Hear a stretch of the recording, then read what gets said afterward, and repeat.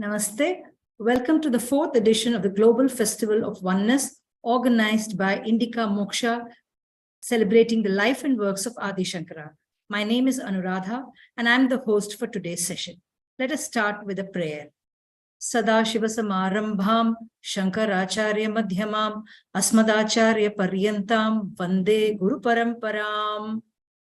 We're very pleased to have with us C.S. Yogananda, who is going to talk on the subject, a very interesting topic, on Sanatana Sampatti project, which is creating digital resources for Shastras.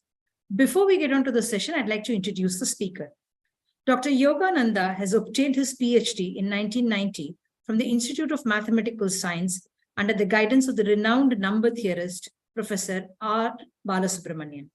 After his PhD, he spent several years teaching maths. He's interested. And has taught maths at various levels from school to advanced level. He was active in the Mathematical Olympiad program in India from 1989 to 2003 and was involved in the training and selection of the Indian team to the International Maths Olympiad.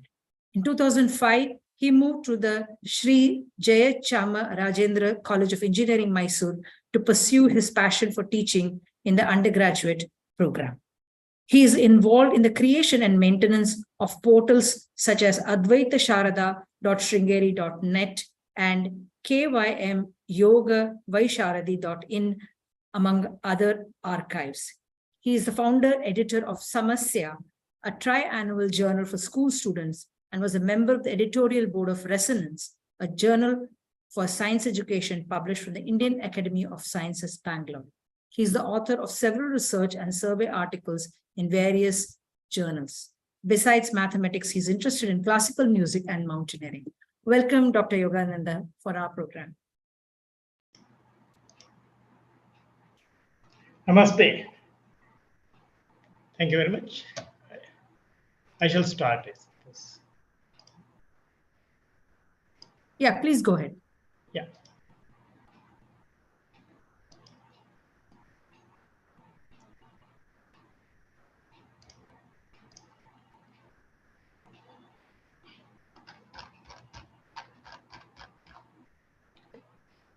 Sadashiva Samarambham, Shankaracharya Madhyamam, Asmadacharya Paryantam, Vande Guru-Paramparam, Bharati Karunapatram, Bharati Padabhushanam, Bharati Padamarudham, Bharati Tirtamashraye, Vidya Vinaya Sampannam, Vitaragam Vivekinam, Vande Vedanta Tattvajnam, Vidushekhara Bharati. Namaste to all. I'm very happy to inform you that today my friend who is with Yatra Sannidhanam informed Sannidhanam about my talk today in this Indica Festival of Oneness. And Sannidhanam immediately said, yes, I inaugurated it on Shankara Jayanti. How is it going? Is it the first time they're doing? So he said, no, they say fourth. So it's the fourth year they're doing. And they need your blessings. And he said, yes, they have my anugraha. So I'm very happy that this one. And so today my topic is the Sanatana Sampatti project, which started with smaller ones, and then now we are embarking on a fairly ambitious project, a digital resource for Shastras. So let me quickly start on the source text of Sanatana Dharma. So everybody is talking about Sanatana Dharma and its text. So Sanatana Dharma has a vast corpus of lakhs of texts that has been produced over thousands of years. The exact number of works that can be referenced in Sanatana Dharma is difficult to determine, as it includes a wide variety of texts. But the interesting thing is this knowledge base is alive in the sense that a vast population of us still need to refer to it, its various parts in our daily living. Here there's an interesting thing. See, with the information explosion and how the news traveling to other parts quickly within matters of milliseconds, things have changed a little. See, earlier, I will tell you some simple examples. If we are in a small place and then our neighbors, we ask, oh, did you have food? He would say, no, today is Ekadashi. Then we would remember, oh, yeah, today is Ekadashi. That's right. Yeah. And then we will learn about fast. And then we would, but nowadays what has happened is we know everyone in the world about that. So the moment we see somebody asks and we say today is Ekadashi and Twitter, for example, immediately somebody else say, but today is Ekadashi. I thought it was tomorrow. Then the discussion starts. Oh, how do you fix Ekadashi? How do you do this, etc. Similarly with Rig Veda, Yajurveda, Upakarma, and all. These are all things which we stick to. A large number of practicing Hindus still stick to and read. So, and then somebody says, oh, Rama didn't do this way, Rama didn't do this way. Then we'll have to say, no, this one. And in this sense, people will have to refer to this, especially the Another very beautiful thing I recently learned, and I was very happy about it, is that the masas, the 12 masas of the year, Chaitra, Vaishakha, Jyeshtha, Ashada, actually are named after stars. And the curious thing is, and interesting thing is, the star of Jyeshtha Masa, for example, Jyeshtha Nakshatra, falls very close to the Paurnima of the Jyeshtha Masa. So either the Paurnima or the, for example, this is Vaishakha Masa. Day before yesterday was Paurnima, and yesterday was Vishakha Nakshatra. So this is really very curious and very interesting because the concept of Adhika Masas and Shunya Masas are there to balance this so that it comes. And I am very intrigued by this, how this cycle really neatly goes. So every Masa, for example, Shravana Masa, the full moon day will be either on, that day, Nakshatra will be either Shravana that day or maybe the next day or the previous day. But it is very close there. That is the one. So this, when you hear this, then you are curious, you want to see how things are determined, how the stars after which rains are named, how are they, etc. So this is very nicely done. It is in this sense that I am saying this is a living, this knowledge base is still alive. We do require this. All our functions in our house, our daily rituals and the functions which we conduct do require a lot of inputs from the traditional knowledge base. And as we are growing and becoming more aware thanks to information explosion, etc., it has become necessary that earlier you would go to a person who is very knowledgeable and whatever he says, you would agree and come back. But nowadays, there is a lot of clash. As I said, you say Ekadashi here today, and in Bangalore or Chennai, he will say, no, it is tomorrow. Why are you doing it today, etc. Then the discussion starts. And we can't fight with the empty this thing, right? We have to show. So this is how an Ekadashi is determined. Then maybe both will see the reason and then say, oh, I see this. There is a difference between latitude, longitude, etc. Therefore, ours is slightly ahead of yours, etc. They will be. This is the point I am making when I am saying this knowledge base is alive. So this is the problem. So knowledge base is alive and it's a huge one. So how do we handle it? So just to give an idea of the corpus of Sanatana Dharma rests on three main pillars which are classified as one is Shruti, Smriti and Puranas. So Shruti, these various the Vedas, there are 4 Vedas are there, Rig Veda, Yajurveda, Samaveda and Atharvaveda, and their bhashyas or commentaries. All of them have bhashya by Sanatana. Yajurveda in addition has another by Bhattabhaskara, and Samaveda has 2 bhashyas by Madhava and Bharata Swami. Some of these are not complete, but these are the ones which are available to us today. We have already lost many. Okay, and anything to do with these things I learned the hard way is very, very corpus is huge. For example, Rig Veda. Even if you just want to produce a book like that, okay, to help people learn Rig Veda and remember it, you want to give all the mantras of Rig Veda, just the mantras in Samhita Pata, straightforward. There are 10,555 mantras. So if you want to print a book, if you say big font and also that easy to read, etc., it's about 1,100 pages of material. And if you say, no, I want Padapata also, then it would again explode. Another 1,200, 1,300 pages extra. And this is the point. So we did Rigveda, which I will have occasion to show you later. And so anything to do with it is huge. So this is just the Veda. And then you have Vedangas, Shiksha, Kalpa, Vyakarana, Nirukta, Chandas, and Jyotisha. And each of them have large corpus of material by themselves. The original text and then the commentaries on that and continuing. Then the Smriti part, which is two most popular and famous epics, Mahabharata and Ramayana. And these, for example, Mahabharata have nearly 1 lakh shlokas, 100,000 shlokas, and Ramayana has 24,000. And the story doesn't end there. There are slightly different recensions, the northern and the southern, and a few others. And then the differences there, how to track them. And each of them have many commentaries. For example, Ramayana has about 30 very well-known commentaries. So again, 24,000 shlokas, and even if the commentary is 2 or 3 lines per shloka, that itself will be so many lines of material. So I mean, actually, I'm fairly amazed at how all these things have been carried down to this day over a period of thousands of years. And then Dharma Sutras and Dharma Shastras, these are some things with which people we are not very familiar with. So that it has receded, so it's time to bring them back into them. Then the Artha Shastra, we are familiar with Kautilya Artha Shastra, then there are similar works. The Kavya, the poetical literature, extensive bhashyas and all these things as I mentioned, and numerous nibandhas, digests covering politics, ethics, culture, art, society, mathematics. Yeah, I somehow missed my mathematics here. Right?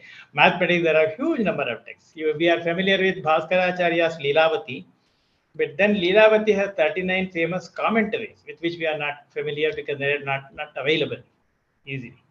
So this is the situation. And continuing that, Puranas. There are 18 Mahapuranas and about 20 Upapuranas. See, the way it goes is, one rough way of looking at this is, Shruti is the basic foundation stone. It's Apaurusheya. That is unattributable. And that's the basis. And then you have Smriti, which is that which is remembered. That is, people have heard about it, then written them down, discussed, etc. So they are available in textual form and attributed to persons, Maharshis and Munis.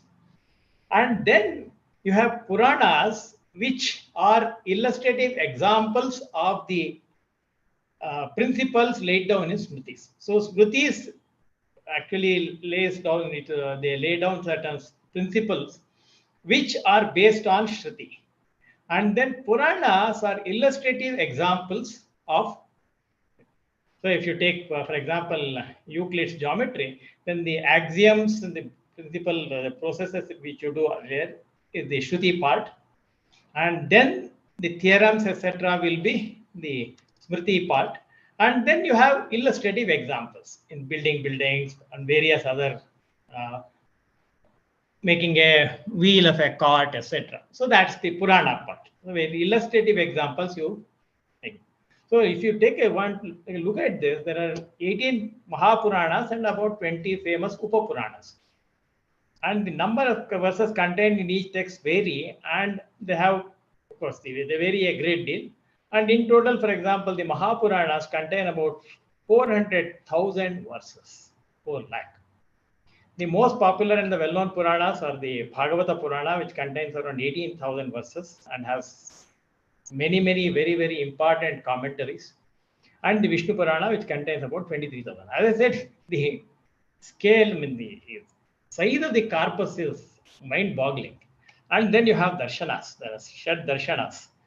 Each Rishi presiding over one, Gautama Rishi, Nyaya, then Vaisheshika of Kanada, Sankhya of Kapila Muni, Yoga of Patanjali, Purvamimamsa of Jaimini, and Uttaramimamsa or Vedanta of Bhadarayana.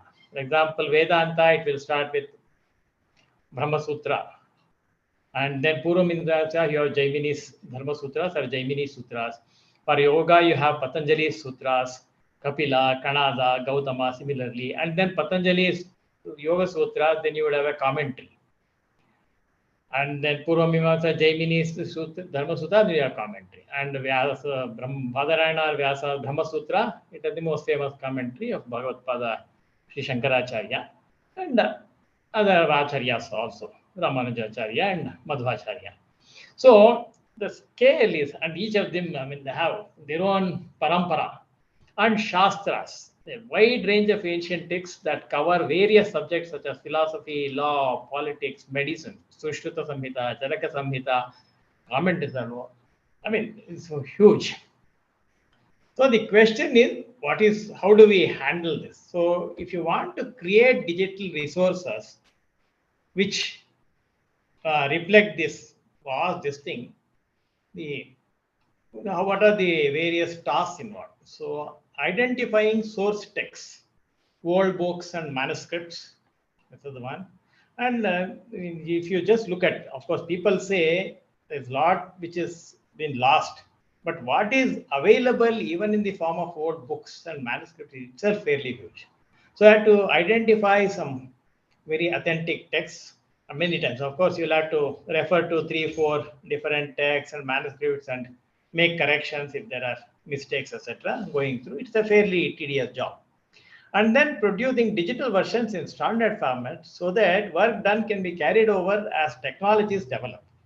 I'm making special emphasis on this because when the DTP era started, desktop publishing, and people started putting books in digital form and to print and publish in 90s, the English language and all was okay because they were followed certain standards, but the Indian language is developed in very different directions.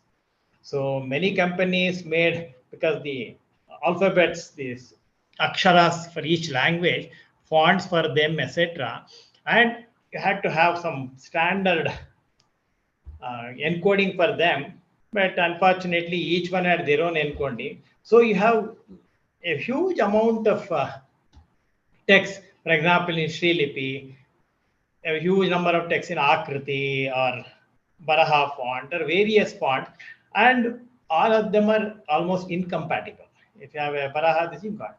So now all that hard work which was put in typing it out and then producing those, proofreading it, etc., is lost because it's very difficult to get those texts into, for example, today Unicode is the standard one. So it's very important that when we start out doing a huge task, the well begun is half done, as they say. If we choose standard formats, and one is the text fonts question, the encoding, and second is the medium which you use to produce books like PageMaker, Ventura, and Publisher, various things. Now, PageMaker and Ventura have gone obsolete.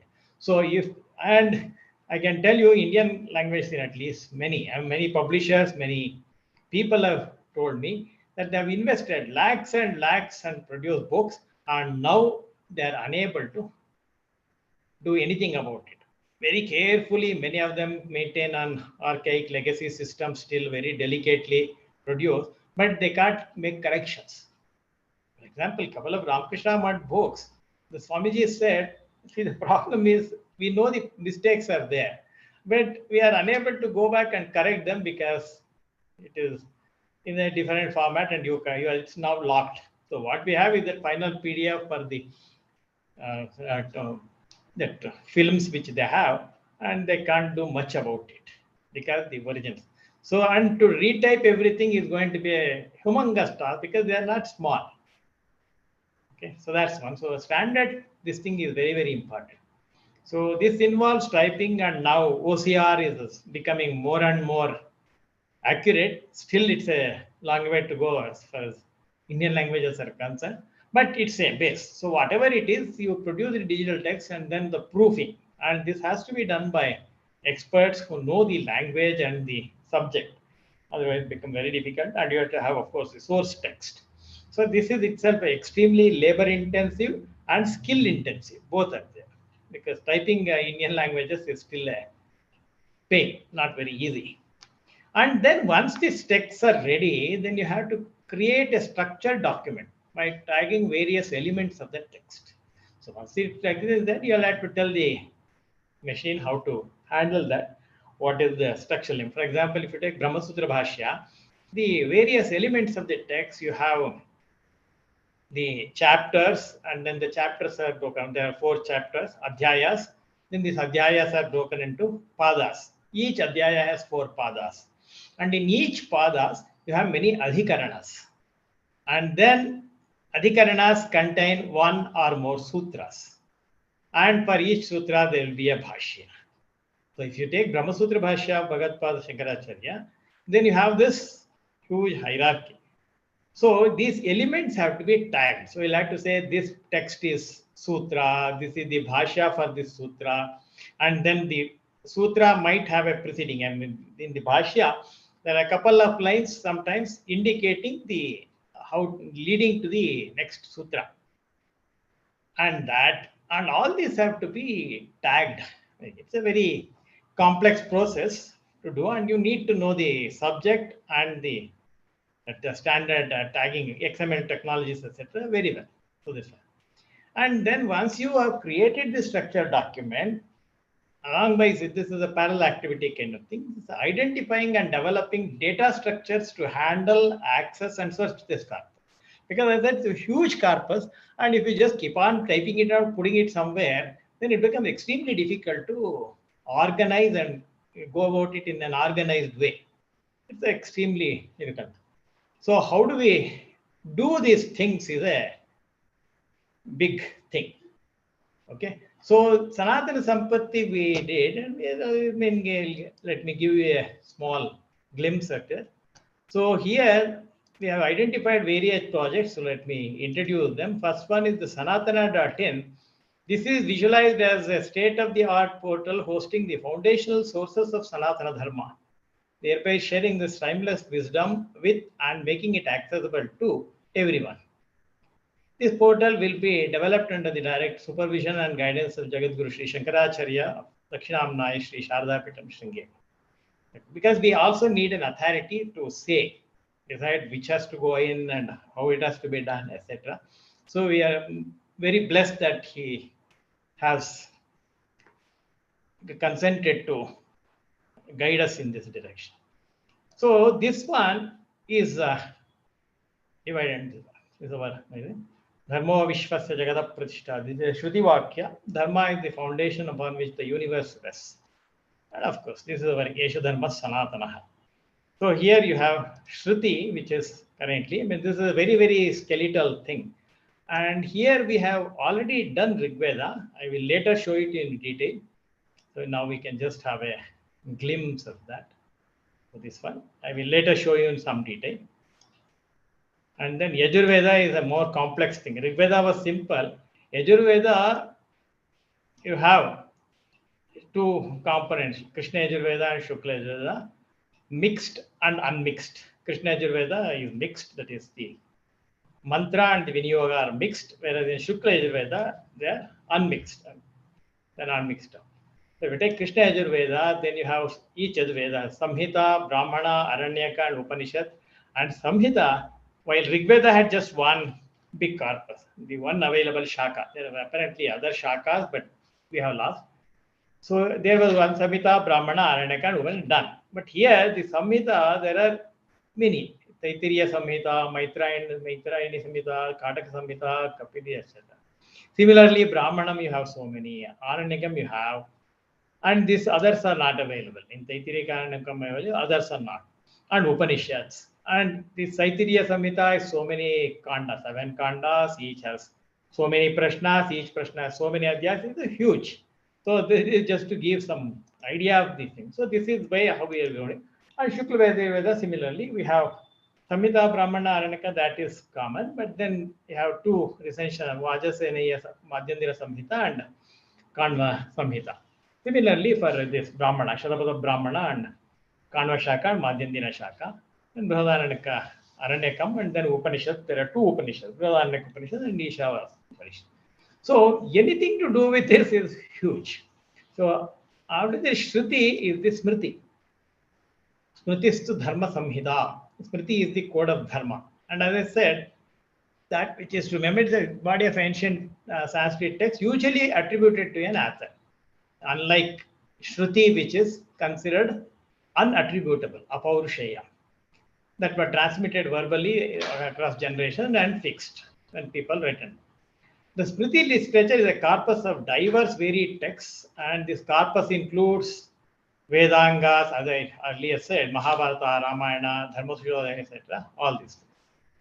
So now, navigating through this vast ocean of texts is a bewildering proposition. At least Yajurveda, the Shruti had some structure. You can say Rigveda, then its Bhashya, Yajurveda, various schools and in their Bhashyas, etc.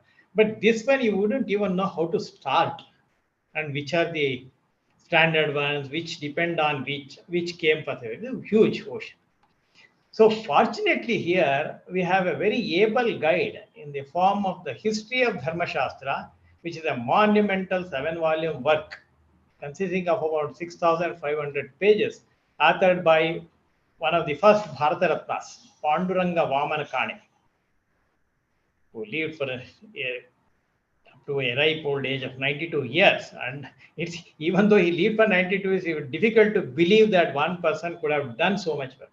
This is just one of his works, 7-volume work. This it spent nearly 40 years on it, researching and in some sense, this could give us a window. So I would put it like, this is like a binocular for us.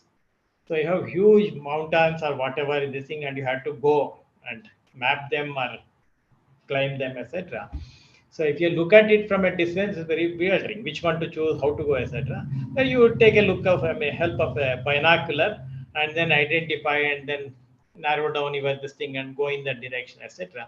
So this is going to act as a binocular for us. And as you can see, that binocular itself is 6,500 pages. I mean, it's huge. And this was a fantastic work, and it is classified and it's in English, which people can benefit by looking at it. For example, if you say Upakarma, you can search for Upakarma, and Upakarma, he has about 12-15 pages. How the date is determined for each Veda and what are people supposed to do, different Varna people, what are they supposed to do in these things, what is Chaturmasya, etc. So even we have this, I'm reminded of Kalidasa from Raghuvamsha, talking about his qualification to write Raghuvamsha story. Kalidasa says, Kwasurya Prabhavo Vamshaha, Kwachalpa Vishayamati, Titirshur Dustaram Mohad, Udupe Nasmi Sagaram. So our task is of this kind, out of delusion wishing to cross the difficult ocean by a raft. So this 6,500 page work, which is very monumental, this thing is itself a very small thing compared to what we have. So this is very wonderful. The first volume was published in 1930 and the last one is 1962. And it's, totally 5 volumes, couple of them having in 2 parts. Okay. So this man is a very great, revered man. Has been doing for the Rajya Sabha nominated MP, and the important works, of course, is the History of Dharma Shastra, and then various other things. Vyavahara Mayuka, and then History of Poetics is one of his other great books. So, you can see that this is all part of the corpus. So, this man was a very great scholar, and we should be extremely grateful to him that he has done this. Otherwise, it would have been even bewildering. It's something like what Vyasa did to Vedas, classifying them. That's what P.V. Kane has done for us. So, it's good to know about this person and his thing. And I'm very happy that he was recognized very early, and he was one of the first Bharata Ratnas, Indian law, can't issue.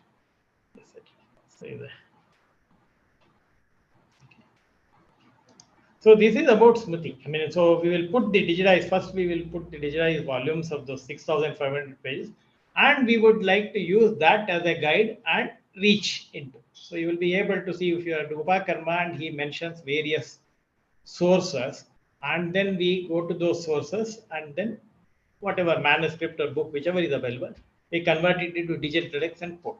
So when all that is available at digital text, you will have a wonderful time of doing all kinds of large language modeling, then data mining, etc. And we might make cover. This is about knowledge generation, right? So right now, for us, we are not able to, one of the things which other people keep saying is, you people in Indian philosophy only would talk about old things. It was done 1,000 years ago, even what about present, etc. And but the problem as far as is this one, that legacy is so huge. So to know something about that, even minimally, and then try to do something afresh is a very difficult thing. So at least we hope to be of some this thing in this direction. Okay.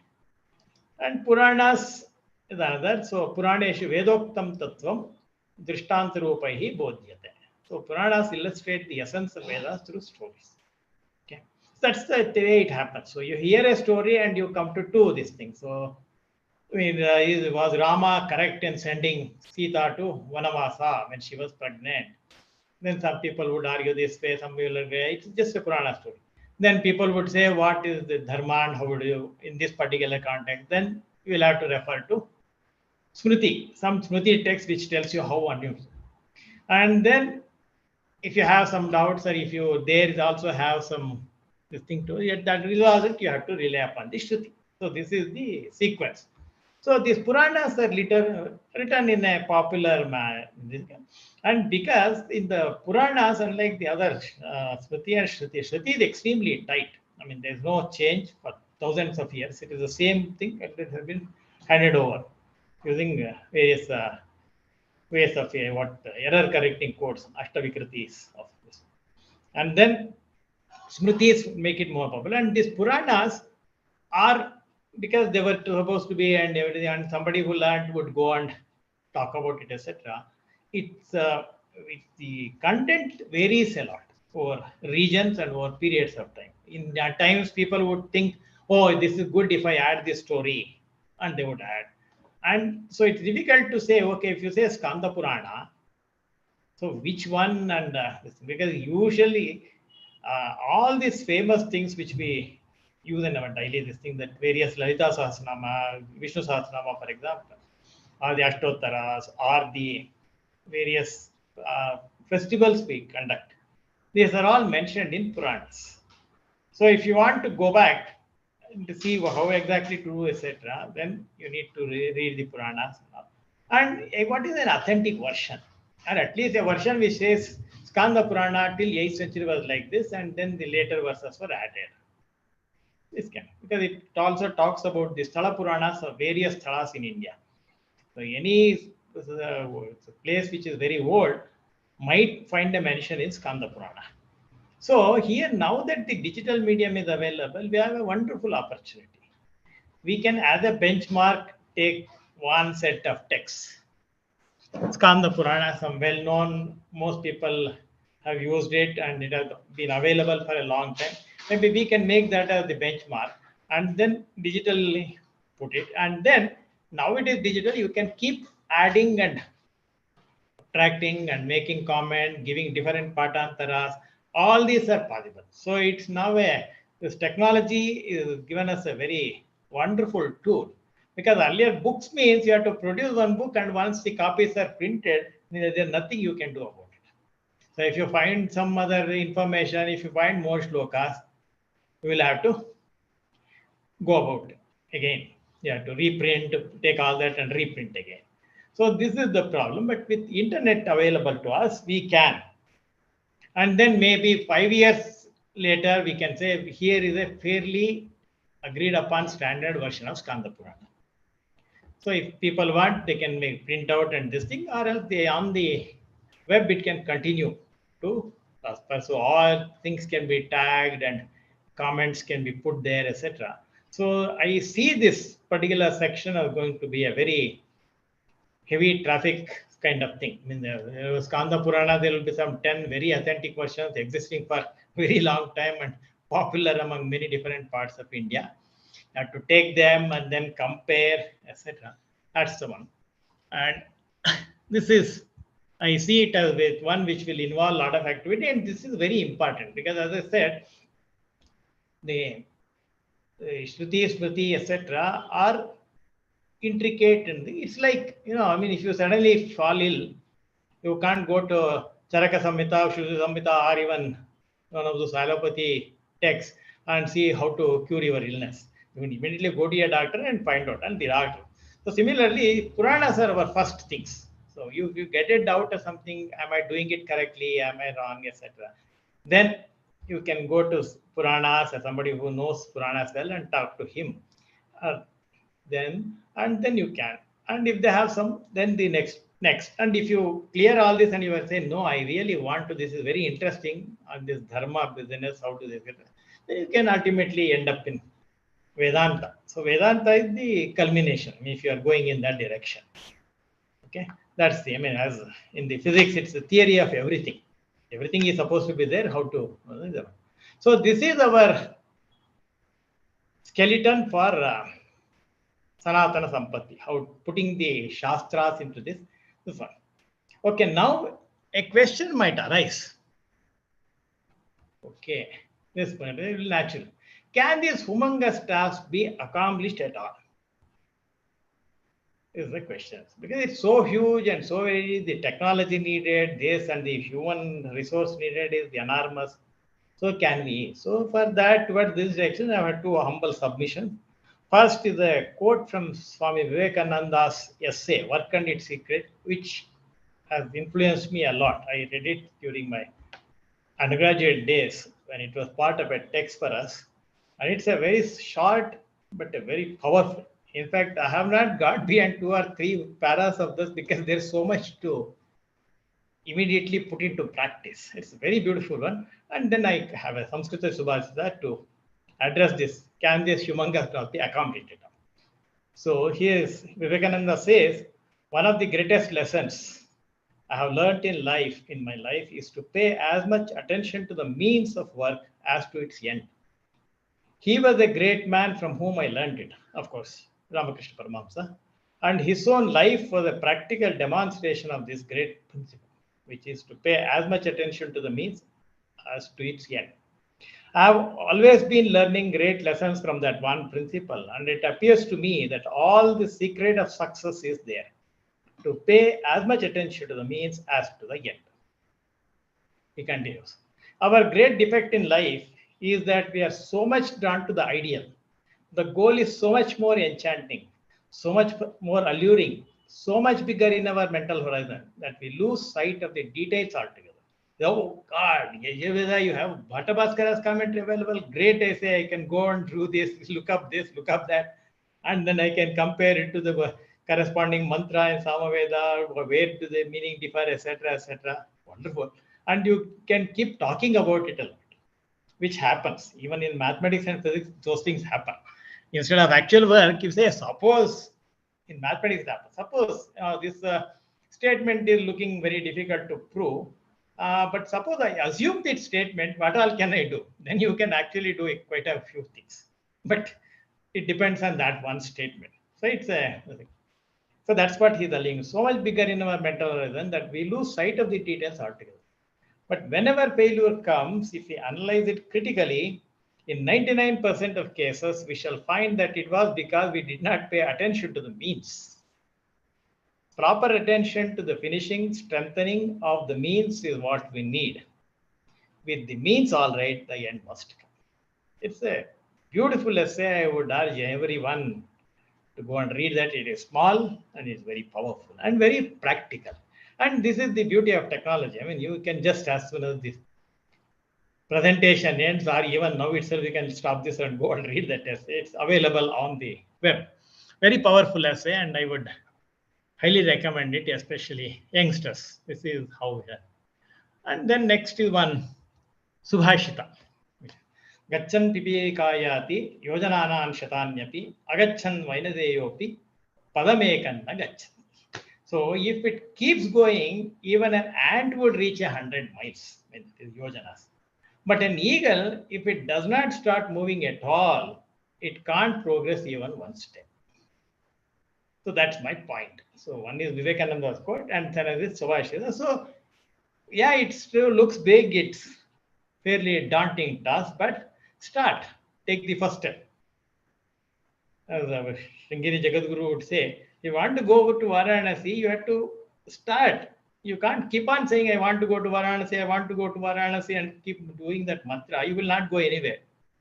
But if you open the door and then start moving in that direction, either by walking or by anything, etc., even if it is walking, you will ultimately reach there. So though the thing looks very daunting, and we shall start. Gachat pipirikayati yojananan shatanyapi. Agachan vainateyopi padamekan gachat. This is another very beautiful thing about Samskrita. I mean, whenever I think of something, etc., I would find a Subhashita or a verse already existing, and this would not be one. I'm quite sure there are many in the audience here who might think of many such and compose on the go. So let me show you a few and steps which have been taken, because this look very big, but compared to what we have to do, this is the Advaita Sharada, which was launched in Shankara Jayanti 2014, May 4th, 2014, and which has become the standard go-to site for Vedanta. This thing. And our Acharya's wonderful Srimukam is there, very in this one para, Ihakalu Dharmartha Kama Moksha Chatursha Purushartheshu Moksha Eva Parama Purushartha. It starts from there, and here it's very beautiful gist. And this is his own Loka Acharya, so maybe let me say that. Kedaren Tarhitasjaya Chatushpitha Pratisthata Jayata Shankaro Guruhu. Yeah, all Shankara. And here is the one. This is the Prasthanatraya Bhashya of Shankara, and then its development. So, the Prasthanatraya Upanishad, Bhagavad Gita, and Brahma Sutra. And then this Mula, and then you have Shankara Bhashya, and then you have Anandagiri Teka, and for example, Taitiri Upanishad, you have Sureshwaracharya's Vartika, Vanamala Vyakya, and Anandagiri Teka. So already there are 3. So huge. So even if all these things I will show you later, how many. And for example, if you how this is Shankara Bhashya, so Bhamati is there, one commentary, and for Bhamati there is a commentary, another sub-commentary on Bhamati, which is Vedanta Kalpataru, and on the Kalpataru you have one more Parimana. So it continues. The Nyaya Nirnaya, Apapaya Dikshita, Panchapadika, Padmapada Acharya, etc. Padmapadika, so it's huge. And all these have other Prakarana Granthas. And just to give you a glimpse of how this looks like, this is the Brahma Sutra Bhashya. And of course, this is bewildering, and only people who are well versed in Sanskrit and who are actually studying Vedanta can go on. Otherwise, for us, it looks like a bewildering, dense forest of Devanagari script. Even the main words will not be familiar. So, you can, as I said, you have the 4 adhyayas, and each adhyaya has 4 padas, and in padas you have various adhikaranas, and in each adhikarana you have sutras. So this is what I said. This is the intro. This is the Bhashya introduction leading up to this sutra, and then the actual Bhashya for the commentary for the sutra starts here. And Shankaracharya's intellect was enormous. That's magnificent. And this idea of hyperlinks, that is, in a text, you would say this idea has been discussed somewhere else. That was originally his. So in Brahma Sutra Bhashya, for example, he quotes here, and Eva Mishruyate. He quotes from Chandogya Upanishad. So in books, if you had to take a different volume, go to page, etc., and refer and come back. Here, you have to click of a button, you go to this place in Chandogya Upanishads, and also to help you what you are searching, because if you come from there, you will forget where you came from. So that is one. So this kind of, and it is fantastic search facilities and those. So that's the Advaita Sharada corpus. And then Advaita Dhara, this again, just show you. It's a very vast and well studied and continuous stream. And it is a very well documented Grantha Parampara. So just to give you a glimpse of that. This one we have not. So the one. So Shankaracharya, Bhagavadpada. So all the texts are his parampara. So if you expand that, it will go, and you can. So I have to put a timeline and all that, which we will do. And you might say, okay, what about this and etc. Anandagiri, for example, appears right here too. And if you click on anything, whatever available information, as in the Tangaswami's book, is put here.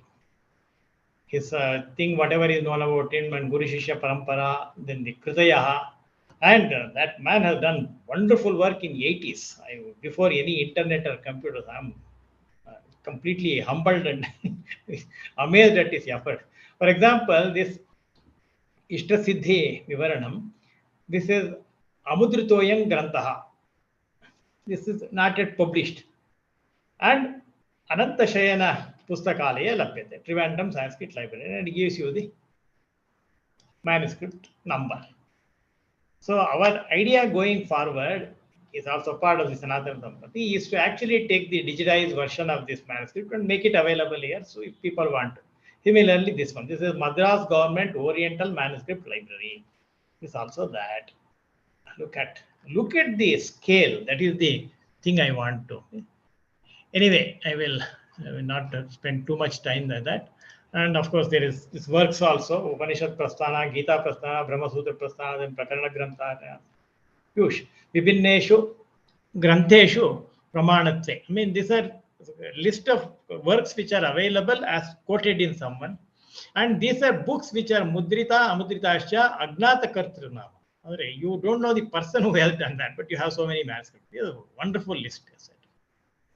So that is the Advaita Dara, and Rigveda, as I pointed out there, Rigveda we have, and Rigveda is very well structured. Yajurveda is proving fairly a tough nut. So you have Mandala classification and Ashtaka classification. So and then you have the Rig Devata Chandas Anukramika, Chandas, and Padanukram. This is our real. Every word in Rigveda has been indexed with the number of occurrences and different swaras. See, for example, this one word, Apinshata, 1, 2, 3, 4, 5 times it appears, all different swaras. So with different swaras, you have different meanings associated. That's all. So if you click on any one, Api, for example, if you say this is now any mantra appears. You have Samhita Pata, you have its Pada Pata, and you have Sayana Bhashya. And you have its coordinates. If you are looking at the Mandala classification, that is we have come, and this is Ashtaka Vargikarana. And you can actually listen to it.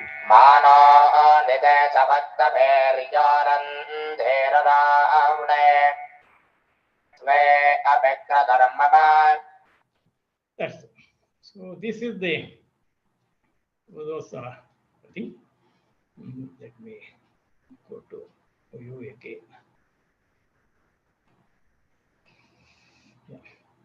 Anyway, by way of samples.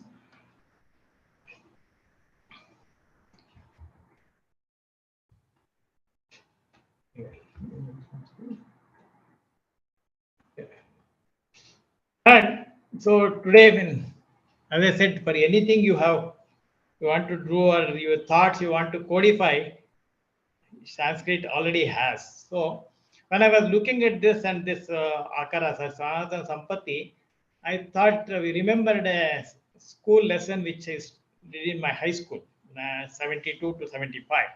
There was a small this thing on Kautilya, and there I remembered one line: Akara Sarva Shastranam Ratnanam Iva Sagaraha. I forgot the remaining thing, and I was also not sure about the complete. I remembered the Akaram, but it was not correct. It was Akaraha. So now, thanks to Twitter, I just put that line on the Twitter in the morning, and I said, I remember it vaguely like this. There might be mistakes here.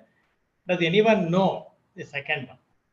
Soon there were many people responding and saying that the second line is Gudairna Paritushyamo Yasya Matsarino. This is Amatya Rakshasa, Mudra Rakshasa. So the Chanukya and Mudra Rakshasa and that one. So after getting that, I asked one of the persons who first responded was Kushagra Aniket, who is an investment bank specialist and finance expert. He lives and works in New York. And the bigger thing about him is that he's an extraordinary poet and very prolific. For example, he wrote a Surya Prabhata, which is 105 verses. So when he wrote that, I made a comment saying that, Kushagra ji, by the time I sing this Suprabhata, half the day will be over. Then he said, okay, let me do one thing. I can't cut down the number. So he said, why each day of the week I will have a different set of Suprabhata. He's a very, very prolific composer, and in kavisamaya.org you will see a lot of his contributions.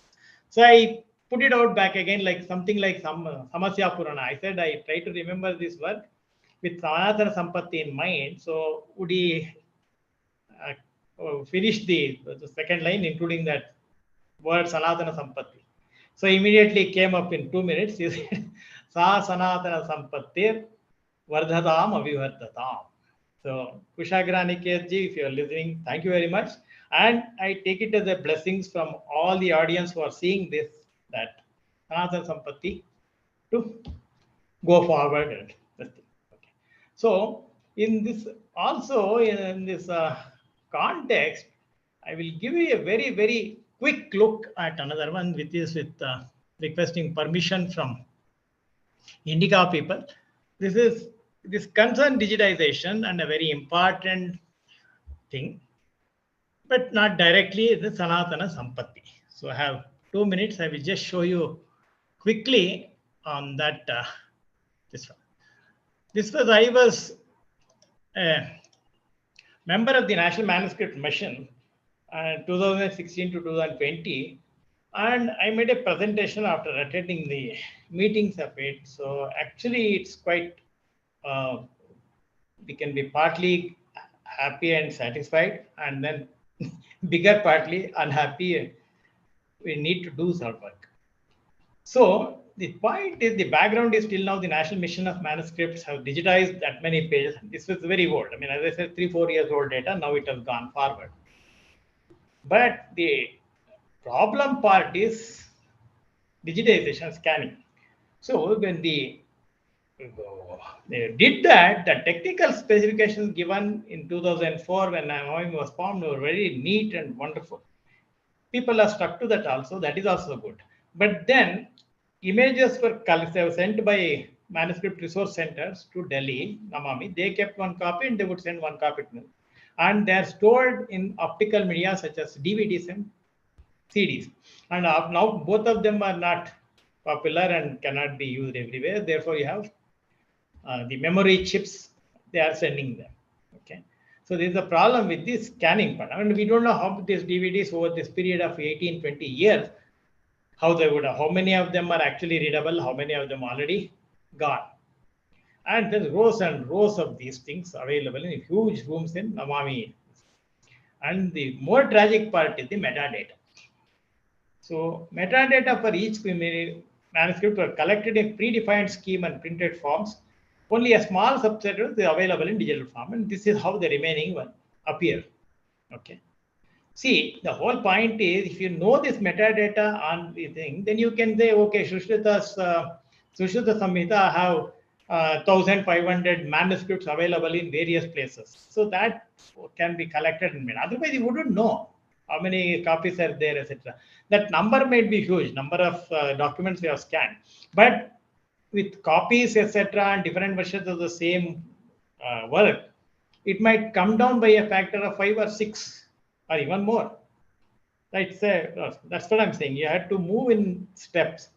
So this is real tragedy, metadata part.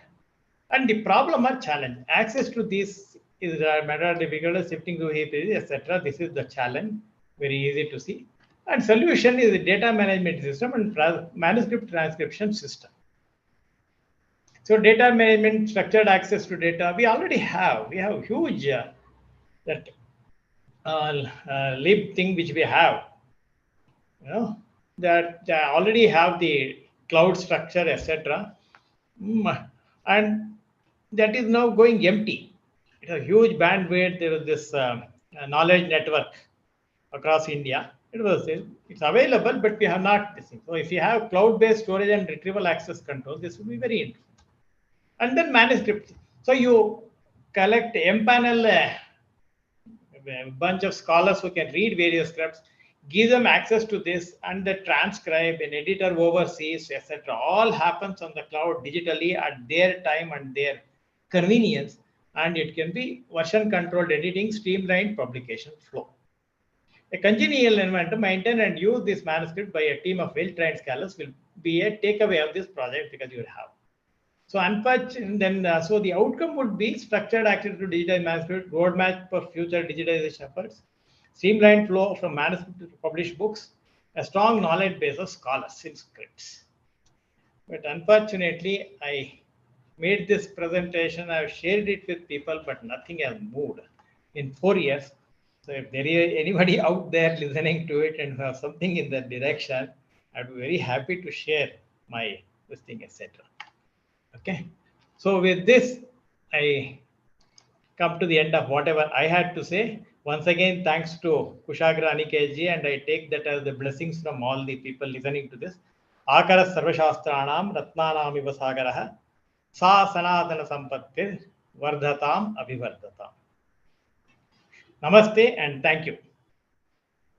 Thank you so much, Yogananda ji. This is such a great work for archiving our treasure and the Shastric literature. As one of the participants says that today is actually Dr. P.V. Kane's Punya, his Jayanti. So your talk has actually come at a very on a very auspicious day. And I didn't put that date, but I didn't realize that. Yeah. So we are very. We have a few questions, but unfortunately, we don't have much time. There's just one question which I wanted to ask is, how has been the response to these websites? I mean, what kind of people are using this information? Anything that you can tell? Advaita Sharada is very big. I mean, people across the Google Analytics tells me that about 2,000, 2,500 people visit this in a month. And it's not just the visiting, the amount of time they spend is there. And the most important thing is, whenever there is a small problem and the site goes down, then I have many emails and phone calls asking me what has happened. So that shows that people are looking at it. In the WhatsApp group, they start exchanging message of, oh, why is Advaita Sharada down? Does anyone know the reason? Etc. So it has been a wonderful effort. Similarly, Yoga Vaisharadi, Advaita, Rigveda, and all that.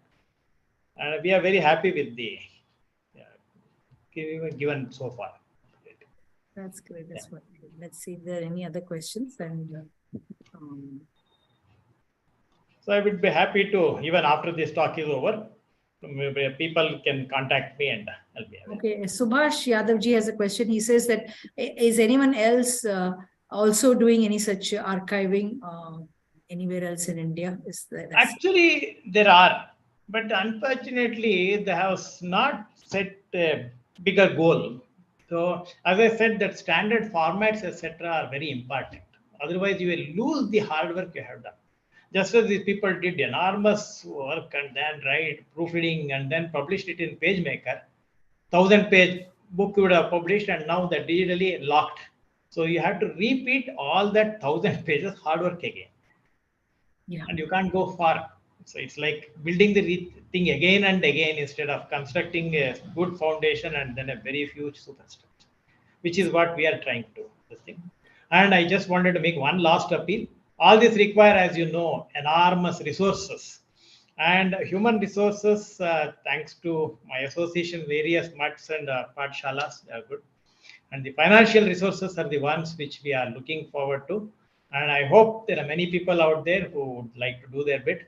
And in this note, I would like to say in a later vein that Kushagra Anikeji is actually a financial expert and an investment banker.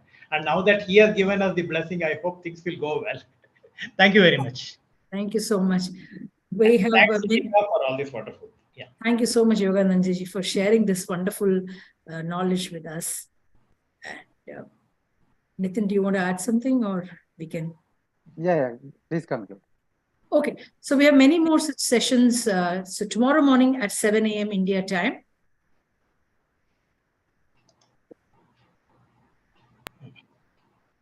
We have Understanding Brahma Samstha according to Shankara Bhashya by Swami Shiva Prakashananda Saraswati. So please join us at 7 a.m. India time. Thank you and good night.